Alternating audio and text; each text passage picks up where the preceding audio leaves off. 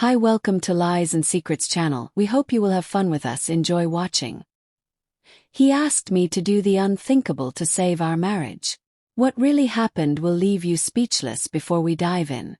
Don't forget to like this video and subscribe to the channel for more interesting and shocking stories. The room is dim, lit only by the soft glow of the street lights filtering through the curtains. I sit at the edge of our bed, my hands trembling as I clutch the fabric of my nightgown. The air is thick, with a tension that has been building for years now reaching a crescendo that neither of us can ignore. Amelia. His voice is a whisper, yet it slices through the silence like a knife. I need you to do something for me.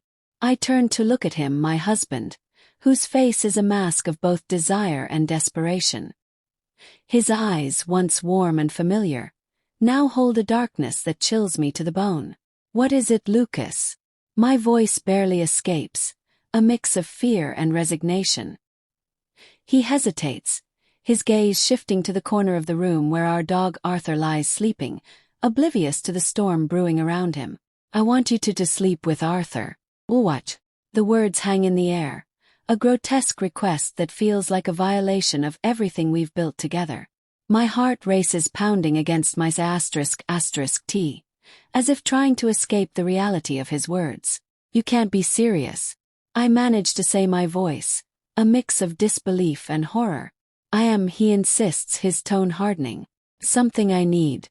If you do this, I promise our marriage can continue as it was. I look at him, really look at him, searching for the man I married, the man I thought I knew. But all I see is a stranger driven by desires I can't comprehend. And if I refuse, I challenge my resolve, hardening. Then we're done, he says simply, his eyes cold, unyielding.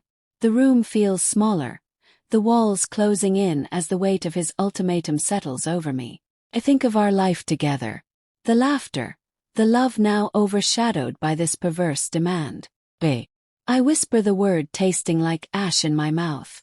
But if I do this, if I go through with it, our marriage ends tonight. No turning back. He nods, a slow, deliberate movement sealing our fate.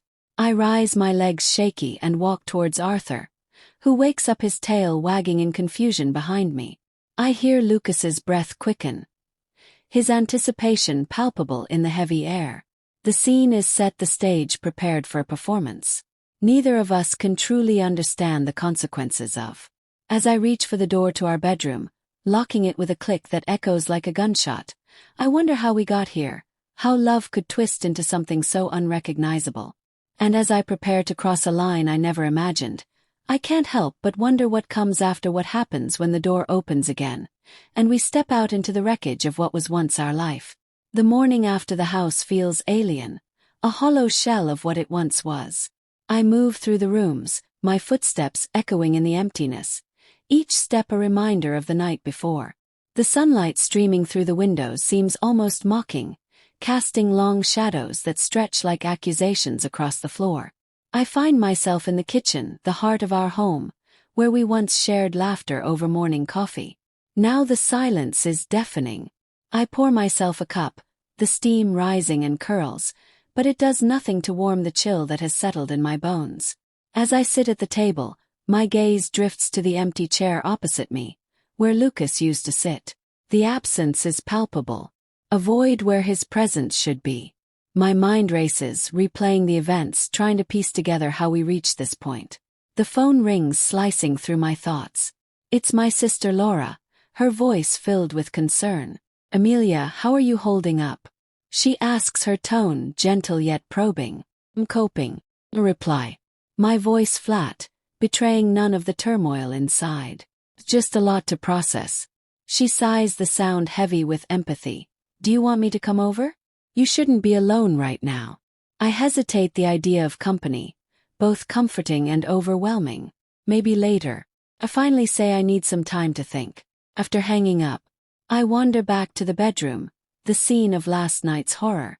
The bed is still unmade, the sheets twisted and thrown aside in my haste to leave. I avoid looking at it, focusing instead on the mundane task of packing each item I place into. My suitcase feels like a piece of my life being boxed away. The doorbell rings, startling me. It's Lucas, his face a mix of guilt and resolve. He stands at the threshold, not daring to step inside. Amelia, can we talk? His voice is low, almost pleading. I nod, stepping back to let him in, but keeping a distance. We sit in the living room, the space between us charged with unspoken words. I didn't think it would come to this. He starts, his eyes not meeting mine. I thought maybe it could fix us somehow. Fix us, my voice rises, tinged with incredulity, by breaking us in the most unimaginable way. He looks down, his hands, clasping and unclasping in his lap. I know it sounds insane, I felt like we were drifting, and I thought if you did this, maybe it would bring us closer. Make you see me in a different light. I stare at him. This man I've shared my life with, now a stranger, Lucas. You've shattered everything. There's no coming back from this. He nods, a single tear escaping down his cheek. I understand, I just wanted you to know I never meant for it to end like this. The conversation feels like a formality, a necessary step before the final goodbye. As he leaves, the door closing behind him feels like the final nail in the coffin of our marriage. Alone again, I return to packing each item, a reminder of a life now lost.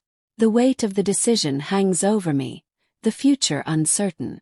But one thing is clear, the life I knew is over, and from this wreckage I must find a way to rebuild the house. Once a sanctuary now feels like a mausoleum of memories. I continue packing each item, a heavy reminder of the life I thought I had. My hands move mechanically, folding clothes, wrapping fragile items, as if by doing so I could somehow wrap up the pain and confusion. The silence is broken by the sound of my phone again. This time a text from my friend Sophia asking if I need help. I consider her offer, the thought of someone else witnessing my shame, making me hesitate. Yet the loneliness is suffocating. I type back a simple yes, please. As I wait for Sophia, I sit on the edge of the bed, the same bed where everything fell apart. My eyes catch sight of a photograph on the nightstand, Lucas and I on our wedding day, both of us beaming with what I thought was unbreakable love. I pick it up, my fingers tracing our faces, now feeling like they belong to different people. Sophia arrives, her presence a small comfort. She doesn't ask questions, just starts helping with the packing. Her movements efficient and silent. Her empathy is palpable, yet she respects my need for space. Amelia, do you want to talk about it? She finally asks, her voice soft, not pushing but offering.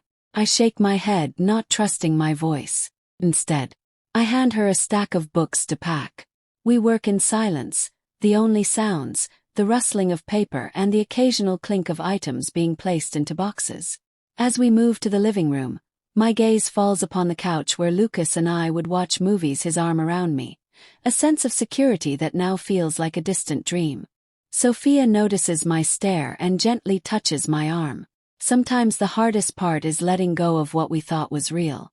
She says, her words piercing through my numbness. I nod, feeling the tears well up again. I never saw it coming. How could he ask something like that? How could he think it would fix us? Sophia sighs, sitting next to me, her hand resting on mine. People deal with pain in strange ways. Maybe he was trying to find something extreme, to shake up the monotony, to feel something again. But that doesn't excuse what he did. The doorbell rings again. This time it's Laura, my sister. She enters with a look of concern, her eyes scanning the room, taking in the chaos of my departure. I brought some of your things from my place, she says, setting down a box, thought you might need them. We continue packing, the three of us, each lost in our thoughts. Laura's presence brings a different kind of tension, one of familial support, but also of judgment. I can see it in her eyes, the question she wants to ask, but holds back as the day wears on. The house empties, not just of my belongings, but of the life I had envisioned here. With each box sealed, I feel a part of me being sealed away too, the part that loved Lucas, that believed in our future. The sun sets, casting an orange glow through the windows, painting the walls with the colors of endings. Sophia and Laura leave, promising to check in tomorrow alone. Once more I sit amidst the boxes, the house echoing with the absence of what once was. I pick up the phone, dialing the number of a therapist I've been considering for months. It's time. I realize not just to leave this house, but to confront the psychological turmoil within me. The conversation is brief and appointment set for the next day as I lay down on the couch, not wanting to sleep in the bed that now holds such dark memories. I reflect on the day. The challenges are monumental: rebuilding my life, understanding my own identity outside of this marriage, and healing from the shock and betrayal. The night deepens, and with it my resolve. Tomorrow I start anew, not just with a new place to live, but with a new understanding of myself. The journey ahead is daunting, filled with obstacles I can't yet foresee. But one thing is certain: I will not let this define me. I will find strength in the wreckage, and from this I will rise. The room feels colder now, the warmth of the day having slipped away with the setting sun. I'm alone, truly alone in the house that once echoed with laughter and love. The boxes around me are like silent witnesses to the unraveling of my life, each one a testament to the choices made, the lines crossed. The silence is oppressive, a heavy blanket that smothers any attempt at peace. I pick up the photograph again, staring at our younger, happier selves. The image blurs as tears fill my eyes, not just for the loss of Lucas, but for the loss of myself, the person I was before last night. My phone buzzes, breaking the silence. It's a message from my therapist confirming tomorrow's appointment. The reality of seeking help, of admitting I need it, feels like another surrender, but also a step towards reclaiming something of myself. I place the phone down, my gaze drifting to the window where the night sky is a canvas of dark blues and purples, stars barely visible through the city lights. It's in this moment of quiet reflection that the weight of my decision to leave Lucas truly hits me. Not just the act of leaving, but the understanding that I've crossed into a new territory of my life, one where I must navigate alone. The doorbell rings, startling me from my thoughts. It's late and I'm not expecting anyone. Hesitantly, I approach the door, my heart pounding with a mix of fear and curiosity. Opening it, I find a small, unassuming envelope on the doorstep. No return address, just my name, written in a familiar script. Lucas's handwriting. My hands shake as I pick it up, the paper feeling like a live wire in my grasp. Back inside, I sit at the kitchen table, the same table where we shared countless meals, where he once proposed to me. The envelope seems to pulse with unspoken words. With a deep breath, I open it, pulling out a letter. Amelia, I know words can't undo what's been done, nor can they heal the hurt I've caused. Last night I watched something I thought would bring us back, but instead it tore us apart. I realize now how deeply I've failed you, how my own twisted desires have led us to this point. I'm not asking for forgiveness because I know it's too soon, if ever, but I want you to know I'm seeking help. I've made an appointment with a therapist, not just for us but for me. I need to understand why I thought this was the solution, why I let us drift so far. You deserve better. Amelia, you always have. I hope in time you can find peace, even if it's without me. Lucas. The letter falls from my hands, fluttering to the table. The words are a mix of relief and a fresh wave of pain. His acknowledgement of his need for help feels like a small victory. Yet it's overshadowed by the reality that our marriage is over. The night stretches on, and with it my resolve hardens. I realize that this letter isn't just Lucas's goodbye. It's also my own. It's a severance from the past, a catalyst for my own journey of healing and self-discovery. I stand moving through the house with a new purpose. Through I enter, I see not just what was lost, but what could be the living room where we once danced to. Our song could be a place of new beginnings. The kitchen where we cooked together could be where I learned to cook for myself, for my own joy. With the letter in hand, I walk to the fireplace, the cold hearth, a stark contrast to the warmth it once provided. I strike a match, watching as the flame catches the edge of the paper. The fire consumes the words, the ink curling and blackening, turning Lucas's confession into ash. As the last of the letter burns away, I feel something within me ignite as well, a spark of determination, of survival. The house, with its empty rooms and echoing silence, is no longer a mausoleum, but a starting point. I return to the couch, pulling a blanket over me, not just for warmth but for comfort. The night is still long, the darkness outside a reflection of the turmoil within. But as I close my eyes, I'm not just escaping into sleep. I'm stepping into a new chapter 1 where I define the narrative. Don't forget to subscribe to the channel, like, and leave a comment. If you enjoyed this story,